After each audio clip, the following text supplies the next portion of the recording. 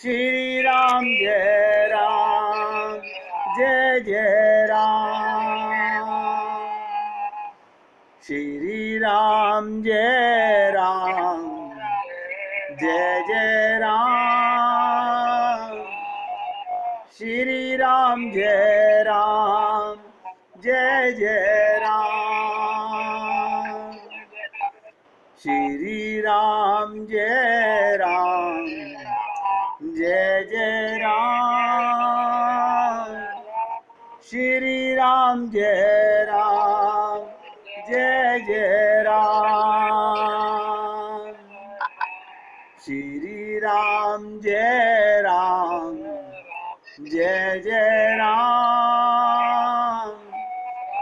श्री राम जय राम, जय जय राम।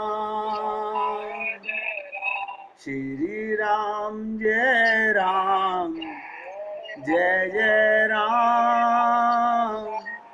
श्री राम जय राम, जय जय राम। अब एकाग्रचित हो जाइए। आपने प्रभु राम की दोनों लीलाएं सुनी। रागी भी महान और वैरागी भी महान। ये हमारे लिए क्या प्रेरणा दे रहा है?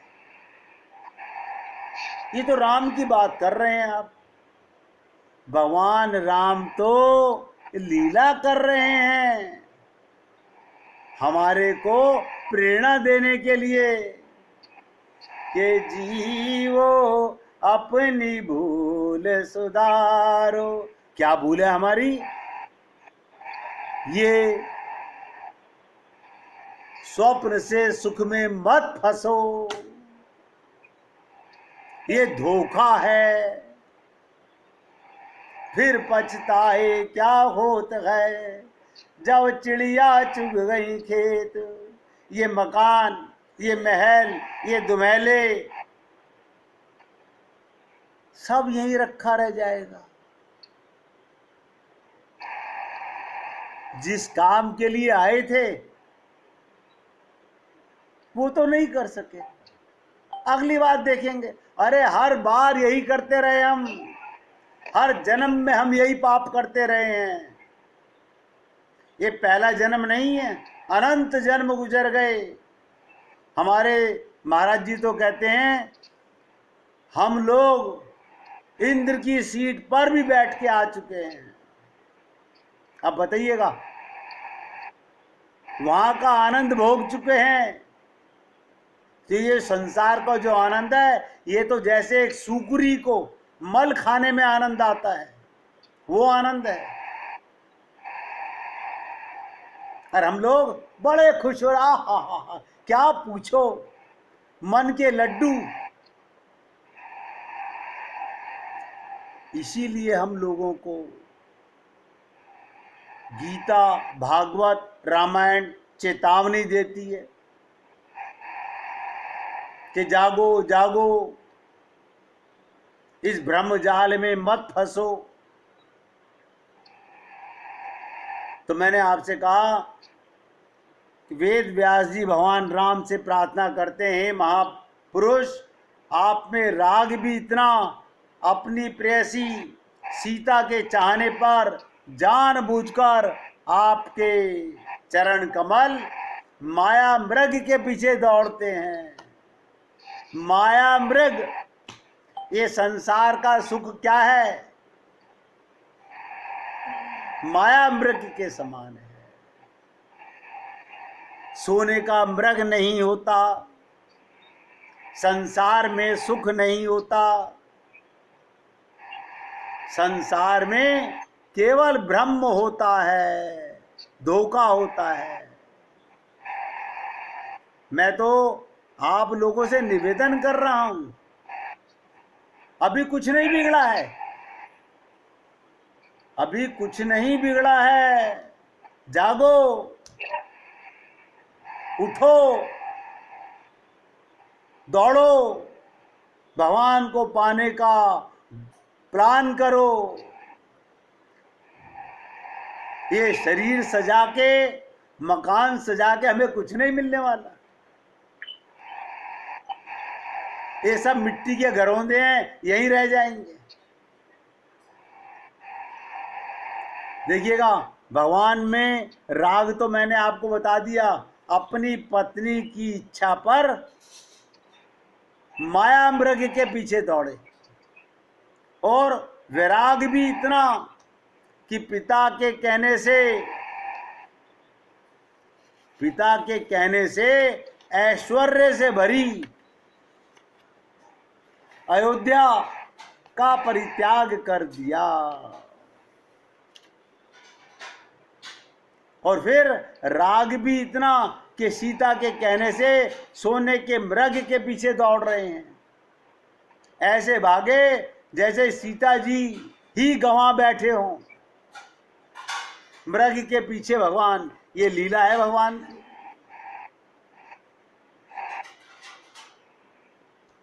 यही उनमें परस्पर विरोधी राग और विराग की पराकाष्ठा है। इसी प्रकार उनके चरित्र में जय का भी पक्ष और पराजय का भी पक्ष, गुण का भी पक्ष और दोष का भी पक्ष ध्यान देने की बात है।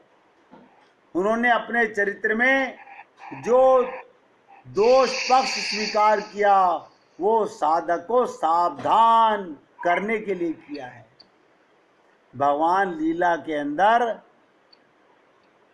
जो अपना दोष पक्ष दिखा रहे हैं वो हमें समझाने के लिए लीला कर रहे हैं। कह रहे मूर्खो, मेरी लीला देख के तो जाग जाओ। लेकिन हम लोग क्या कहते हैं, ये तो प्रभु दशरथ जी का बेटा कर रहे हैं, इनसे हमारा क्या मतलब। अरे भगवान अवतार लेके हमारे कल्याण के लिए आते हैं, वो दशरथ के कल्याण के लिए नहीं आए हैं।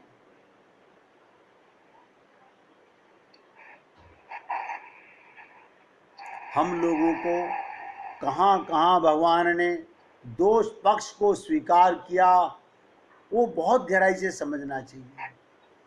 प्रश्न उठता है कि भगवान श्री राघवेंद्र, अब मैं जो आपको बात बताने जा रहा हूं, फिर निवेदन कर रहा हूं, बहुत एकाग्रचित होकर सुनिएगा। क्या कह रहा हूं कि भगवान राघवेंद्र चित्रकूट को छोड़कर दंडकारण्य में क्यों जाते हैं। कोई भक्त बता सकता है? आप सब लोगों ने रामचरितमानस को पढ़ा भी होगा, सुना भी होगा। भगवान चित्रकूट छोड़कर सबसे ज्यादा उन्होंने अपना वनवास का जीवन चित्रकूट में काटा। ऋषि मुनि संत महात्माओं के सत्संग में बिताते हैं। आखिर भगवान राम चित्रकूट छोड़कर दंडकारण्य में क्यों जा रहे हैं?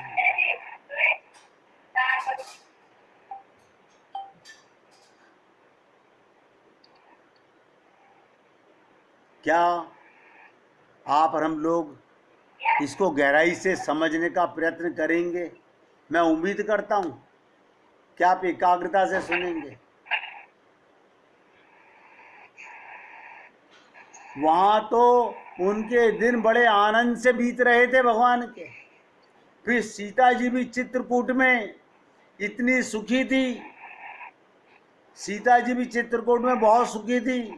भगवान राम का जीवन भी बड़े आनंद से गुजर रहा था।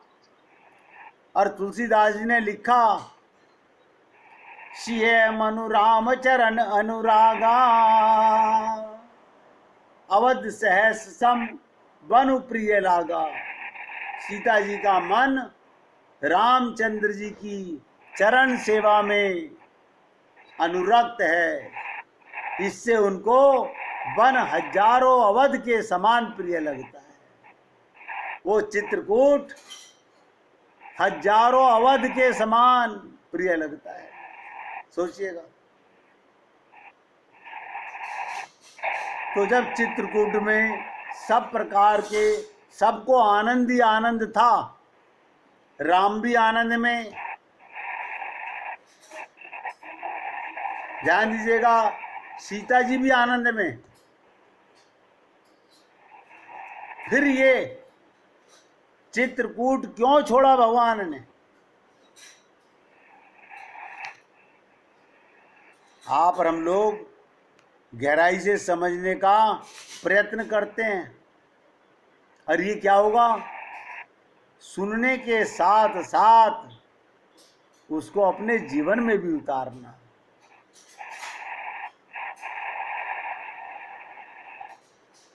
आप सोचिएगा, सबको आनंद ही आनंद था, तब तो यही उचित होता भगवान राम 14 वर्ष वहीं रह जाते और वनवास का काल समाप्त होने पर अयोध्या लौटकर सिंहासन पर बैठ जाते।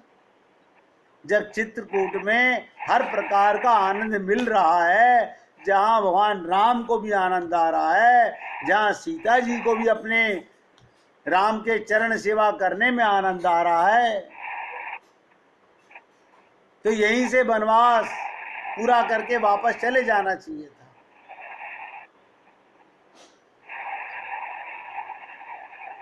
तो क्या कारण था?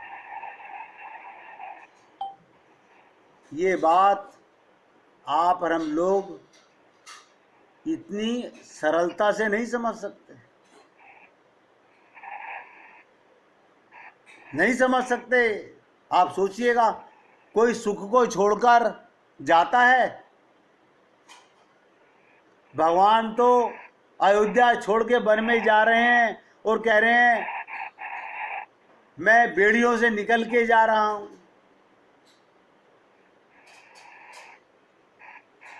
भगवान राम 14 बरस वहीं रहते, वनवास काल समाप्त होके अयोध्या के सिंहासन पर जाके बैठ जाते। फिर महाराज दशरथ ने भी तो यही कहा था कि किस वन में रहना है, ऐसा तो उन्होंने कहा नहीं, उन्होंने केवल वन में रहने की बात कही थी। तब भी भगवान श्री राम चित्रकूट के आनंद को छोड़कर दंडकारण्य चले जाते हैं। क्यों? आप और हम सब लोग ये घर का सुख, शरीर का सुख, परिवार का सुख, ये त्यागने में मन से भी, बाबा तन की तो बात ही छोड़ो, उसमें भी बहुत कमजोर हैं।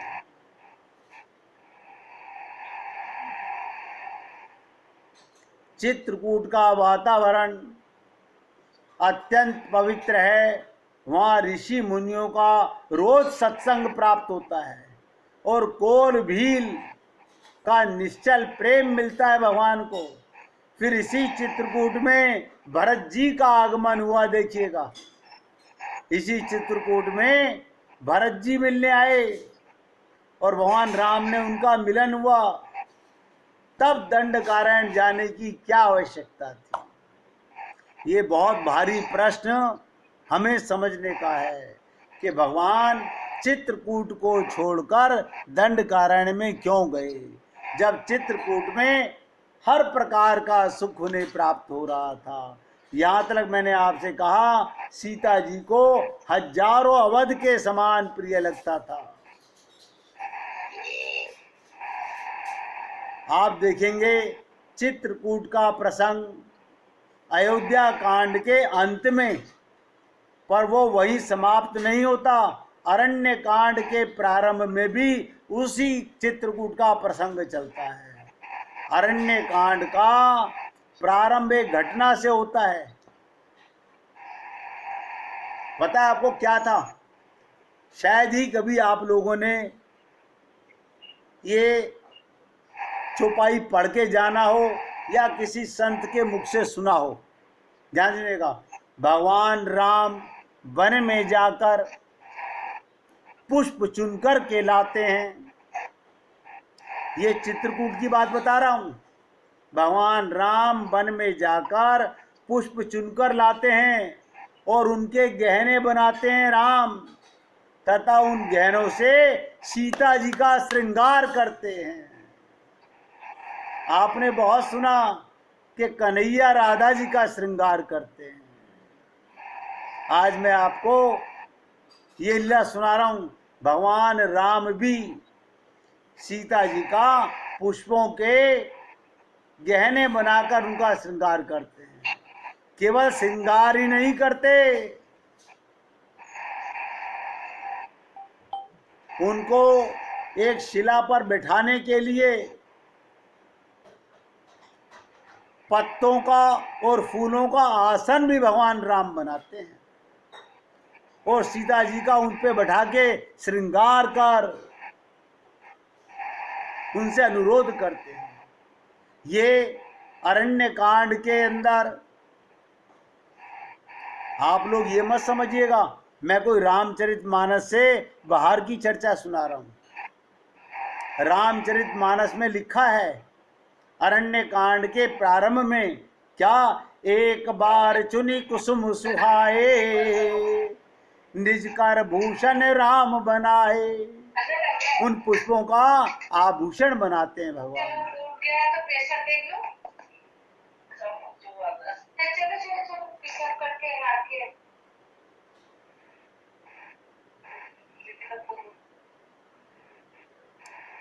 और सीता ही पहराए प्रभु सादर,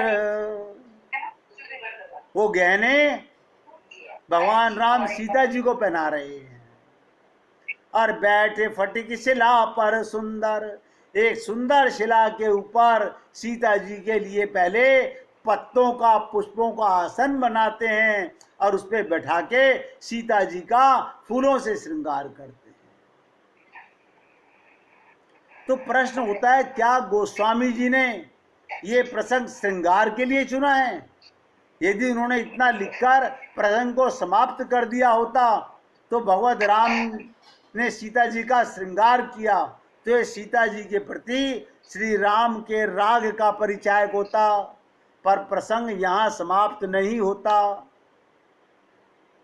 तुलसीदास जी कहते हैं, जब भगवान राम इस प्रकार सीता जी का श्रृंगार करके बैठे हुए थे, आप लोगों ने सुना होगा, उसी समय एक लीला घटी। क्या घटी? स्वर्ग का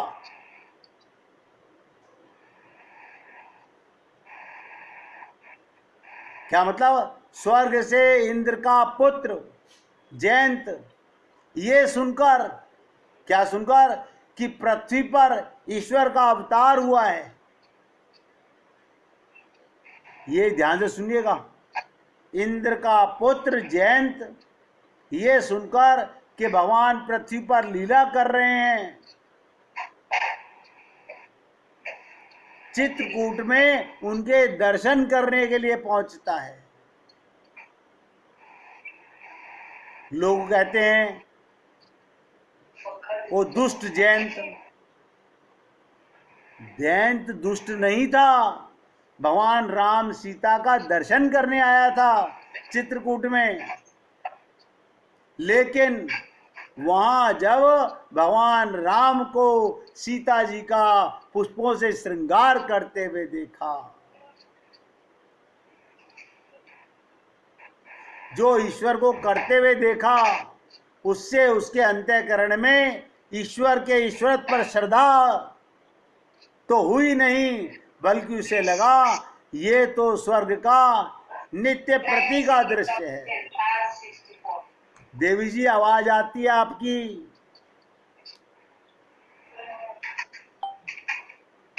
तो ध्यान से सुनिएगा। क्या कहा कि अरे फिर स्वर्ग में भी यही हो रहा है, इंद्र अप्सराओं के चरणों को पकड़ रहा है, उनका नृत्य देख रहा है, उनका श्रृंगार कर रहा है, वही कार्य चित्रकूट में हो रहा है। इसका मतलब हमारे स्वर्ग में जो हो रहा है वही भगवान राम कर रहे हैं। ये बुद्धि भ्रष्ट हो जाती है, भगवान की लीला को समझ नहीं पाती। उसने कहा ये तो स्वर्ग में रोज होता है, देवता गण अप्सराओं का श्रृंगार करते हैं। ध्यान से सुनिएगा, स्वर्ग में क्या होता है? देवता गण अप्सराओं का श्रृंगार करते हैं। क्या यही ईश्वर है? जयंत के मन में, तो सुनिएगा भैया, इंद्र के पुत्र जयंत को शंका हुई, क्या ये परमात्मा है जो फूलों के गहने बनाकर अपनी प्रिया का श्रृंगार कर रहा है? ये कैसा ईश्वर जो वनवासी तपस्वी बनकर 14 वर्षों के लिए वन में आया हुआ है और यहाँ श्रृंगार लीला में लिप्त है? इससे बढ़कर विडंबना क्या होगी? बुद्धि भ्रष्ट हो जाती है और तब जयंत को इतना बुरा लगता है, वो कौए के रूप में आकर सीता जी के चरणों में चोंच से प्रहार करता है। समझ पाए? इंद्र का पुत्र जयंत आया था भगवान के दर्शन करने के लिए, लेकिन भगवान की ऐसी लीला का दर्शन हुआ, वो पहले ही कामी था, अब तो भगवान पे से विश्वास उठ गया। और जयंत ने क्या किया कौआ बन के? सीता चरण चोच हति भागा, मूड मंदमती कारण कागा। वो मूड मंदमती वाला कौआ सीता जी के चरणों में चोच मारकर भागा, पर सीता जी इसकी शिकायत भगवान राम से नहीं करती। ये मैं आपको शक्ति स्वरूपा, शांति स्वरूपा, भक्ति स्वरूपा जगत जननी सीता का चरित्र बता रहा हूं कि उनके पैर में चोंच मार के भागा जयंत, लेकिन वो भगवान राम से शिकायत नहीं करती। क्यों? जैसे जगत जननी का मतलब सारे जगत का पालन करने वाली सबकी माँ सीता जीव की इस दुष्टता को नजरअंदाज करती हैं कि नहीं बताऊंगी राम को ये बात, लेकिन वो मूड मनमती वाला कौआ सीता जी के चरणों में चोंच मारकर भागा और सीता जी ने इसकी शिकायत भगवान राम से नहीं की। प्रभु को इसका पता कब लगा, कब पता चला? सीता जी ने बताया नहीं। ध्यान से सुनिएगा, जयंत जब चोंच मार के भागा सीता जी ने नहीं कहा। पता कब चला? चला रुधिर रघुनायक जाना। सीता जी के चरणों से जब खून बहने निकला, जब उनके चरणों से खून की धार फूटी, और सीता जी क्या हैं? मूर्तिमती भक्ति। गांव की स्त्रियों ने भगवान राम का परिचय सीता जी के माध्यम से प्राप्त किया। जयंत भी चाहता तो भगवान राम के संबंध में अपनी भ्रांति भक्ति देवी के माध्यम से दूर कर भगवान के स्वरूप का ज्ञान प्राप्त कर सकता था। यानी देखिएगा, वो गांव की गवार पत्नियां वो ज्यादा अच्छी रहीं कि भगवान राम का परिचय सीता जी से जान रही हैं। जयंत भी चाहता तो सीता मैया से जान सकता था,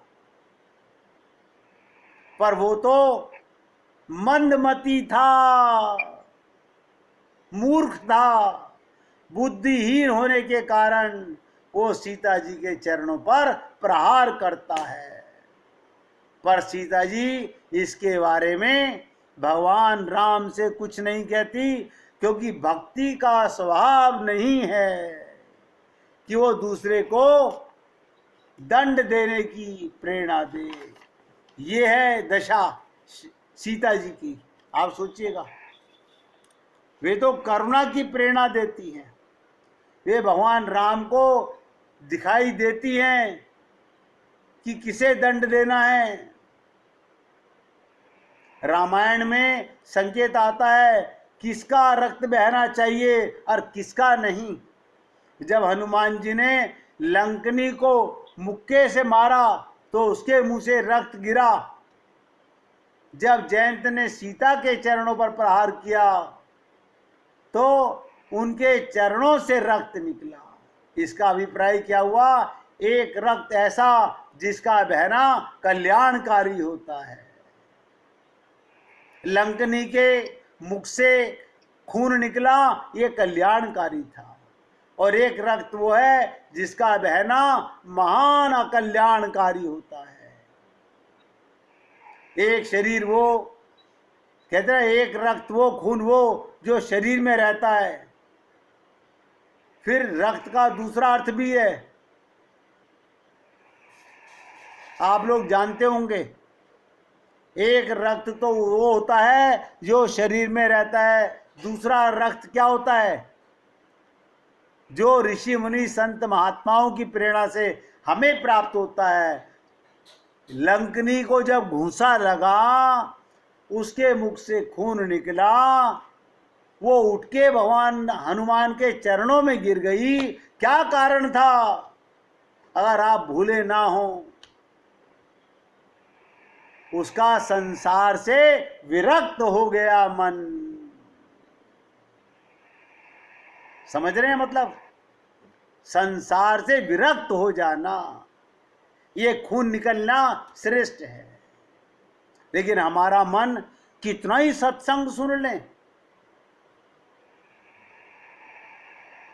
ये मैं जानता हूं, असर हम सब पर पड़ रहा है। ऐसा कोई जीव नहीं है जिस पर असर ना पड़े।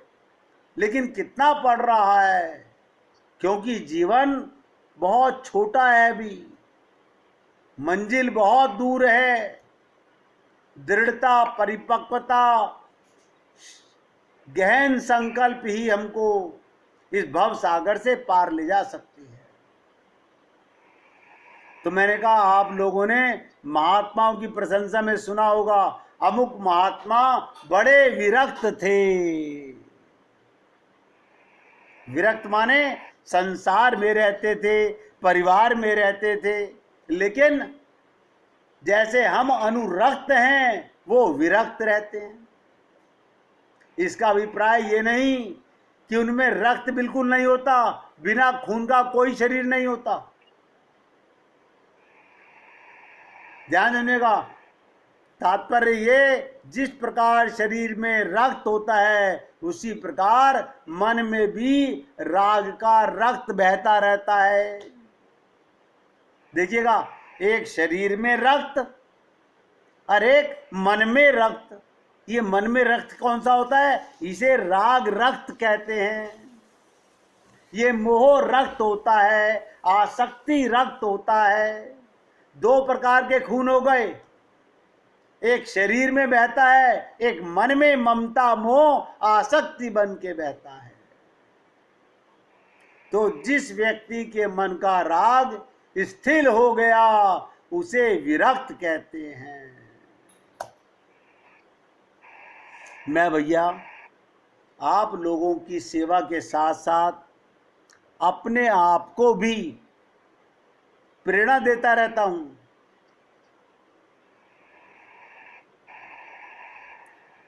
हम लोग कामयाब कब होंगे?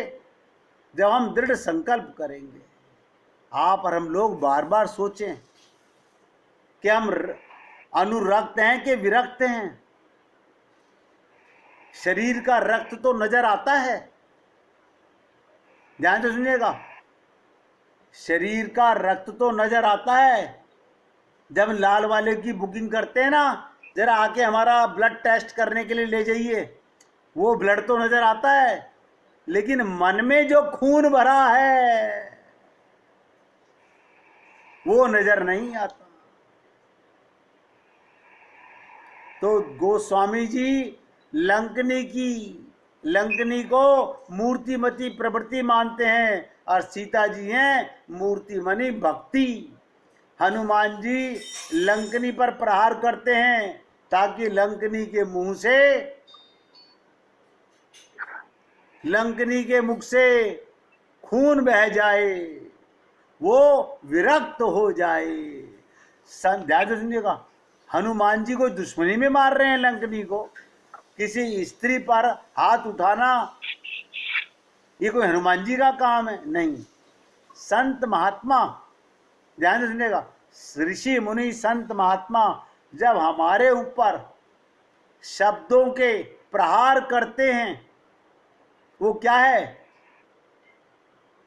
वो हमें विरक्त करना चाहते हैं।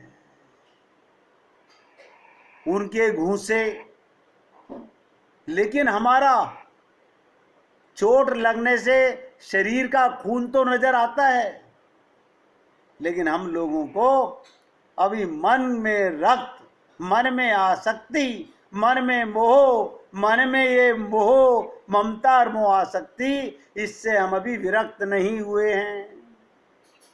ये प्रसंग बहुत गहरा है, इतनी आसानी से समझ नहीं आएगा। अभी कल फिर आपके साथ इसी टॉपिक पर फिर दोबारा चर्चा करूंगा।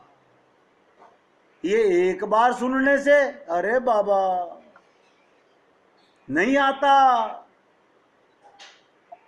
कई बार सुनोगे तब समझ आएगा कि खून शरीर में तो सबको नजर आता है, मन में जो आसक्ति है, मन में जो रक्त भरा हुआ है, वो तो हमें अपने आप को ही नजर आता है। हमें इससे विरक्त होना है। आज सत्संग को यहाँ